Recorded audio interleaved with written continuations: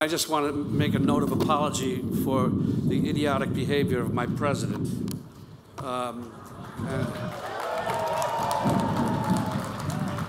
It's a disgrace. And I apologize to Justin Trudeau, too, and the other people at the G7. It's disgusting. Great to be here.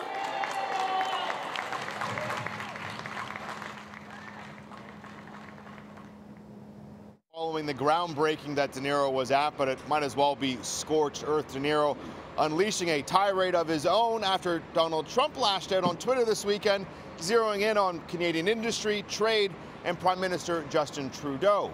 Now, De Niro's applause he got today wasn't the only applause he's got in the last 24 hours. He also made international headlines last night at the Tony Awards with this speech. I'm going to say one thing. Trump.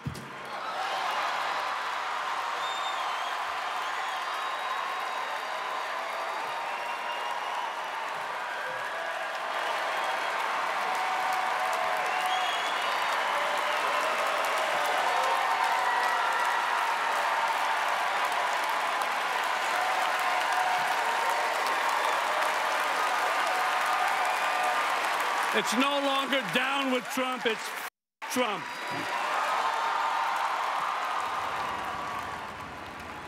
De Niro's remarks come following a tumultuous weekend for U.S.-Canadian relations.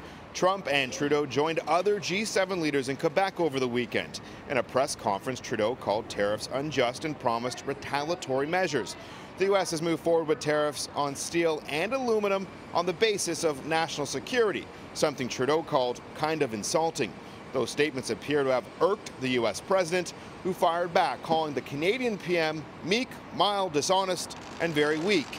Many, including the European Union leaders and Premier-designate Doug Ford, have thrown their support behind Trudeau. Following his anti-Trump stance and his apology today in Toronto, some viewers told me De Niro deserves a key to Canada. It's something I asked the Oscar winner about today. Following the Tony Awards last night, some people say you deserve a key to the city, the province, and the country. That'd be nice. You know, I'll take it. The sooner he's out of office, the better for all of us. He's an idiot. He's just done something unspeakable. We've all got friends and relatives in the U.S. and vice versa. It's terrible. Does this make any sense to you? No sense. With regard to the comments in the news today, I have only two words to say. Thank you. Your thoughts? Well, I have a list of people who are being given the key to the city, and he certainly deserves earnest consideration. He did it last night in New York, and he's doing it again today in Toronto, and I think from chatting with him, these are very strongly held views he had, and I think a lot of Canadians right now would be, more than a bit upset at the kind of attitude that is being, portrayed towards Canadians and towards Canada. And, when it comes to Toronto, what's good for Toronto is good for Canada, and when somebody's, taking Canada on, then they're taking Toronto on too. I highlighted directly to the President that Canadians did not take it lightly, that the United States has moved forward with significant tariffs on our steel and aluminum industry.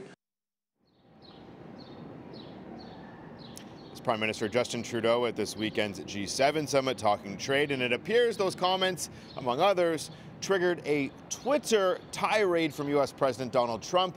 Now, some say it hasn't been since John Diefenbaker and JFK. We've had this kind of political tension between Canada and the U.S. Now, today I sat down with a former Canadian ambassador to the United States. He worked with many individuals, including Pierre Elliott Trudeau.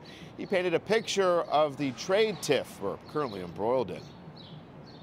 We thought we had a special relationship, and we now know that we haven't got a special relationship.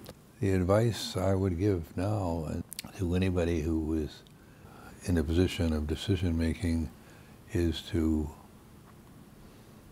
keep cool and don't react in anger, although it's understandable. How important is it today that we diversify when it comes to trade? Well, it's taken us about 50 years to realize how important that diversification is. And every political leader in Canada since that time has talked about the need for diversification.